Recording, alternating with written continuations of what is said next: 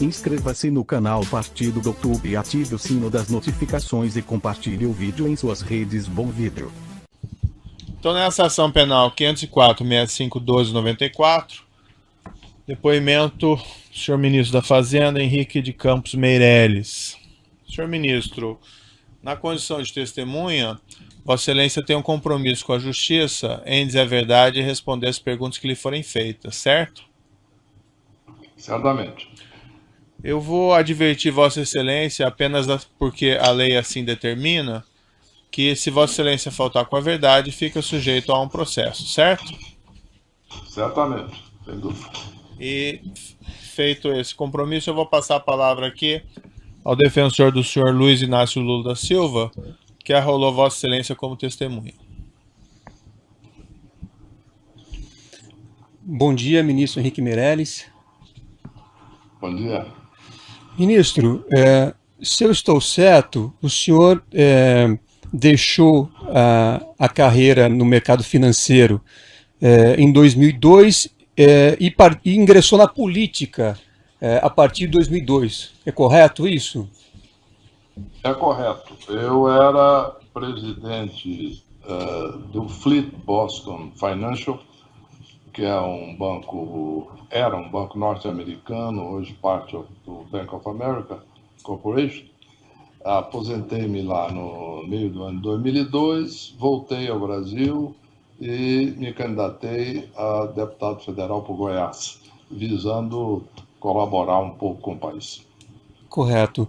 E por qual partido o senhor se candidatou e foi eleito, ministro?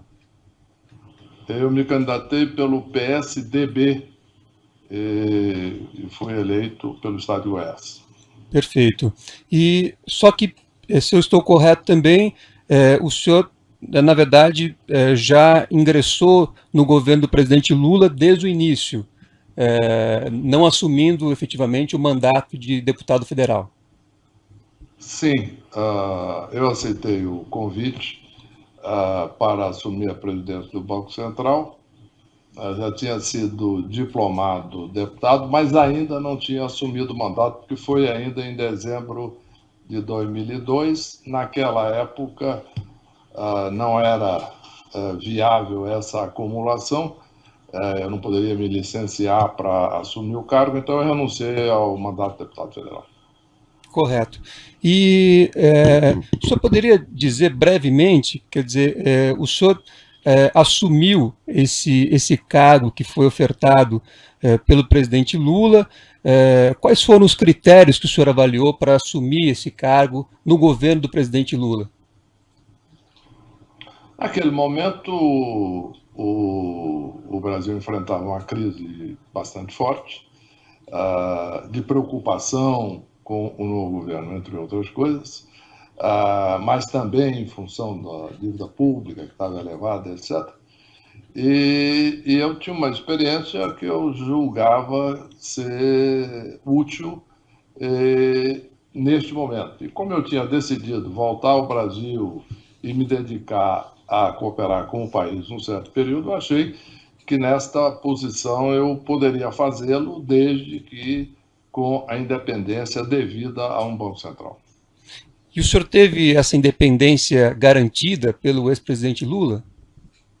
Sim, quando o ex-presidente me convidou para o Banco Central, ele me perguntou se era possível enfrentar a crise e quais seriam as condições para eu aceitar. Eu disse a ele que sim, eu achava que era possível, sim, enfrentar a crise e eu poderia aceitar desde que o Banco Central tivesse independência de ação, e ele concordou. Perfeito. E cumpriu essa promessa feita ao senhor? Sim, cumpriu em termos práticos, porque independentemente de desacordos que eu tive com diversos membros da administração na época, outros ministros e etc., ou opiniões do próprio presidente, eu sempre tomei decisões no Banco Central de forma completamente independente e o presidente me manteve no cargo. Correto. Em 2004, foi editada uma medida provisória que deu ao senhor o status de ministro e o senhor passou a se reportar, portanto, diretamente ao presidente da República, ao então presidente Lula, correto? Correto, foi isso mesmo. Perfeito. E só uma observação, isso é uma prática comum em todos os bancos centrais de países relevantes, na medida em que, até aquela época, o presidente do Banco Central se reportava ao ministro da Fazenda, que, do ponto de vista conceitual dos bancos centrais, é inadequado. Correto. E o senhor ficou no governo qual período? O senhor pode declarar? Eu assumi no início de 2003, logo no primeiro dia de governo, e fiquei até o dia 1º de janeiro de 2011. Correto. Então, o senhor ficou, na verdade, na presidência do Banco Central durante todo o governo do ex-presidente Lula. Sim. Correto. E o senhor, com essa longevidade, com esse cargo de ministro de Estado, reportando-se diretamente ao ex-presidente Lula, o senhor em algum momento identificou alguma prática indevida do ex-presidente Lula? Por exemplo, ele comandar um esquema de corrupção nesse governo? A minha relação com o presidente Lula era totalmente focada em assuntos relativos ao Banco Central e à política econômica, e nesta interação eu nunca vi ou presenciei nada que pudesse ser identificado como algo ilícito, ilegal, qualquer coisa. Perfeito. A minha interação direta. Correto. O senhor... A imprensa noticiou recentemente que o senhor, no momento, está fazendo negociações ou interagindo com parlamentares no que diz respeito à reforma da Previdência. Durante o governo Lula, o senhor também teve, em algumas oportunidades, ao menos, em que o senhor interagiu com parlamentares, buscando defender interesses do governo? Ou da área que o senhor atuava no governo? Não. O cargo de ministro da Fazenda é um cargo que tem, por definição, inter-relação direta, na medida em que, inclusive, estamos propondo diversas emendas constitucionais, etc., que envolvem diretamente a negociação com o parlamento. No caso do Banco Central, isso ficava restrito a situações específicas, por exemplo, depoimentos na Comissão de Assuntos Econômicos do Senado ou prestação de contas do Banco Central ao Congresso, etc., que ocorrem regularmente, segundo os termos definidos pela legislação.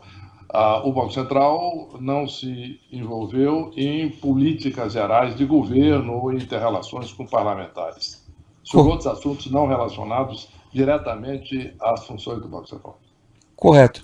Mas mesmo nesse contato que o senhor teve com parlamentares, objetivando cumprir, enfim, funções ali inerentes ao Banco Central, o senhor tomou conhecimento de algum dado concreto que pudesse indicar que o governo do presidente Lula teria promovido a compra de apoio parlamentar, objetivando expandir a sua base parlamentar de apoio?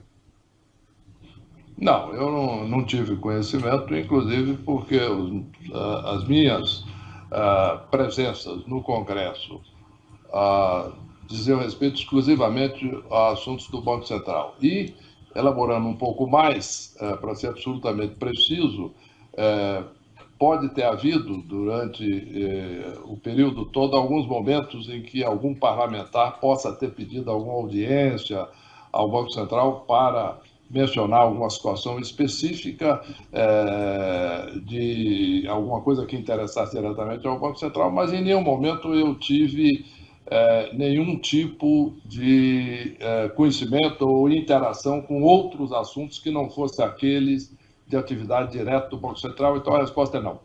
Correto. O senhor poderia dizer brevemente, quer dizer, a política macroeconômica adotada durante o governo Lula, aliada às estratégias de transferência de renda e aquecimento interno da economia, quer dizer, se isso gerou resultados positivos para o país? Sim. O grande fator daquele período foi, em primeiro lugar, a estabilização da inflação, a estabilização da economia brasileira e, em consequência, a queda dos custos financeiros, de financiamento do Tesouro e das empresas, etc. E isso é o que gerou o aumento do crédito e o aumento do crescimento.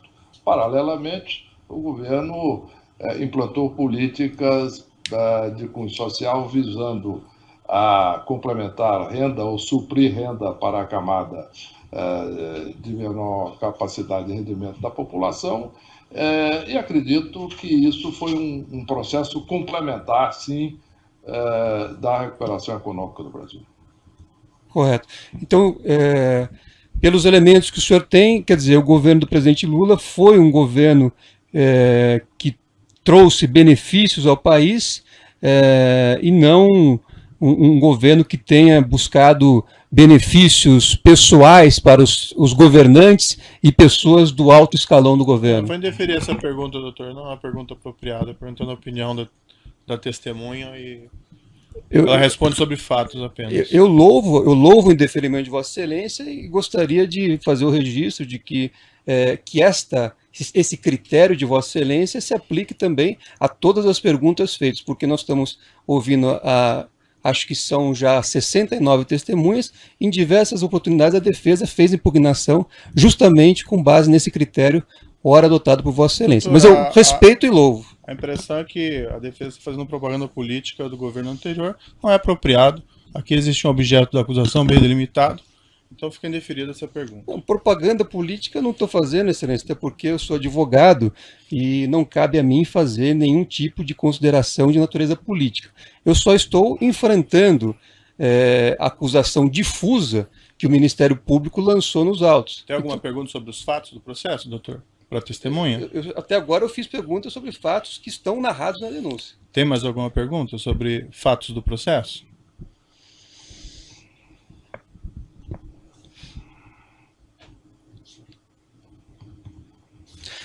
Ministro, apenas para finalizar, o senhor teve conhecimento de algum elemento concreto que pudesse indicar a presença de uma estrutura criminosa de poder durante o governo do presidente Lula, que tivesse o presidente Lula como comandante dessa estrutura criminosa?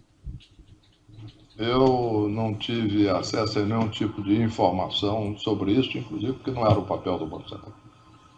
Correto. Eu agradeço Vossa Excelência pela disponibilidade e por colaborar com a Justiça. Não tem mais perguntas. Outros defensores têm indagações? Sem perguntas. O Ministério Público tem alguma indagação? O assento de acusação tem alguma indagação? Senhor Ministro, eu agradeço mais uma vez a disposição de Vossa Excelência para responder essas questões. Sei que, mais uma vez, digo que sei que o tempo de Vossa Excelência é muito valioso, mas o juízo também não tem perguntas a Vossa Excelência. Teria perguntas sobre economia, mas não é o momento apropriado, está fora do objeto do processo. Deixamos para uma outra oportunidade, eventualmente. Muito obrigado pela disponibilidade de Vossa Excelência. Obrigado, doutor Moro. Prazer falar consigo. Prazer.